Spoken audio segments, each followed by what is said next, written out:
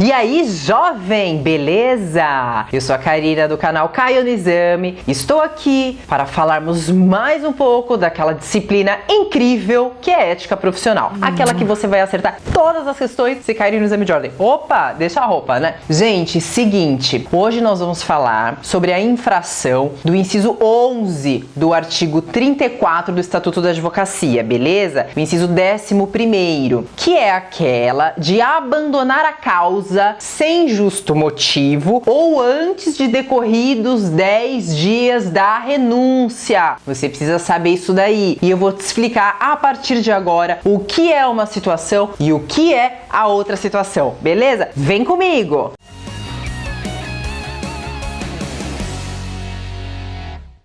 Artigo 34, inciso 11º. Abandonar a causa sem justo motivo é uma hipótese e a outra hipótese é abandonar a causa antes dos 10 dias da comunicação da renúncia. Então nós vamos primeiro para a primeira hipótese. Primeira hipótese. Pleonasmo. O advogado, ele não pode deixar de apresentar manifestações, apresentar petições, comparecer em audiência, ele não pode abandonar o processo. O juiz, às vezes, intima o advogado para dar prosseguimento numa ação judicial, ele não faz nada. Às vezes ele não faz nada por simples desídia mesmo, né? Porque ele não tá afim de fazer, o que é uma infração ética, né? Fora as questões de responsabilidade. Às vezes ele não faz isso porque ele pede informação pro cliente dele e o cliente dele não dá. Nesse caso, ele tem que se resguardar, ou ele renuncia esse processo, ou ele faz provas de que ele está solicitando esses documentos para o cliente dele, porque senão depois ele pode ser responsabilizado. O magistrado, às vezes, manda expedir ofício para a OAB quando o advogado é intimado para tomar algumas providências e não toma. O advogado não pode abandonar o processo sem justo motivo. Com justo motivo, gente, por exemplo, morreu. Piada infame, né? Não tem como ele dar andamento no processo. Às vezes ele é um advogado sozinho naquele processo. Ele morreu, ninguém fica sabendo, o processo vai seguindo. Dá a impressão que está abandonado, mas não está abandonado. Ou, por exemplo, ele é internado, alguma outra situação desse tipo em que ele vai explicar para o magistrado. Claro que se ele morreu, ele não vai explicar, alguém vai vir no seu lugar explicar. Gente, essa é a primeira hipótese. A segunda hipótese que a gente precisa falar é sobre o abandono do processo antes dos 10 dias do prazo da renúncia. O que você precisa saber? O artigo 112 do Código de Processo Civil e também o artigo 5º, parágrafo 3º do próprio Estatuto da Advocacia trazem essa questão da responsabilidade do profissional em permanecer na condução de um processo, ou seja, no patrocínio daquele processo, por mais 10 dias depois que ele comunica a renúncia para o seu cliente. Por alguma razão, conflito de interesses, ou porque a estratégia, o cliente dele não está mais ficando satisfeito, ou porque ele está dando um desacerto, não importa o motivo, o advogado ele tem direito de renunciar o mandato, tá? Nós temos vídeo aqui também falando sobre essa questão da renúncia. O que é renunciar? É abrir mão. Não quero mais. Se eu não quero mais conduzir aquele processo, eu preciso fazer uma comunicação formal e escrita para o meu cliente, protocolar para ele assinar, tá? Da data em que eu fizer essa comunicação e protocolizar isso com o meu cliente, eu tenho que ficar mais 10 dias no processo para adoção de medidas urgentes, para peticionar, para cumprir algum prazo. Se eu não fizer isso, configura abandono de causa, beleza? E pode configurar também prejuízo ao cliente, que é do inciso 9, que a gente também já gravou um vídeo, tá bom? Então essas são as duas hipóteses do inciso 11º do artigo 34, que é você abandonar a causa sem justo motivo e antes dos 10 dias. Renunciei um processo, mandei o processo embora, eu preciso ficar 10 dias